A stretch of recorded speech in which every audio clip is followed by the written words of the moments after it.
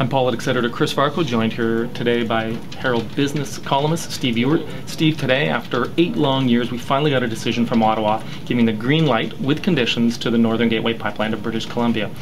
For you, what does this decision signify? What is the importance of it? I think it gives the oil industry kind of legal footing now to proceed with more pipelines to the West Coast, and it allows them to start going forward at this point. It was much needed support from the federal government on this. On the political side, I don't think there's any surprises here. We always, I think, suspected that the Harper government, was behind energy access through the West Coast.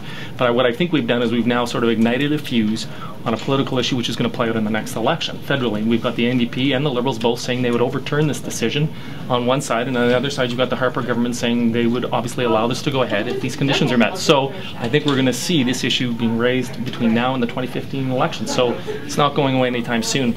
Alberta, what do you think this decision means? It's very important. Again, Alberta wants to increase oil sands production to 4.8 million barrels a day by 2030. To do that, they need access to tidewater ports. This is the first of the major projects going forward. Whether or not the first to actually be in the ground is another question, but it sets that precedent.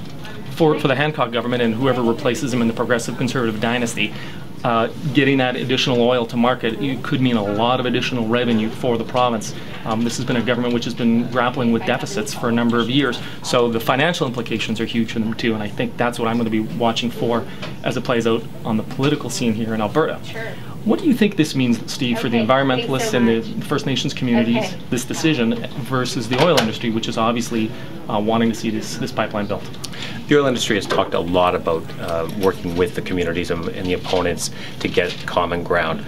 I think for the opponents, this is a chance to dig in. So one side you see them seeing this point of heavy lifting really starting to begin, and the other side digging in totally.